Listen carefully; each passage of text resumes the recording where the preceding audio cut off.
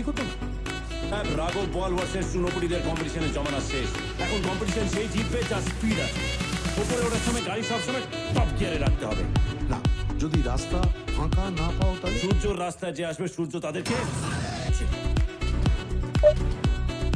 কবি সাহেব, এই মানুষগুলোর ভালো কিছু করতে পারলো কিনা জানি না, কিন্তু সূর্য ফাউন্ডেশন যদি হয় তাহলে গরিব সাধারণ মানুষ সরকারি কম্বলের জন্য আর চালের জন্য লাইনে দাঁড়াবে না।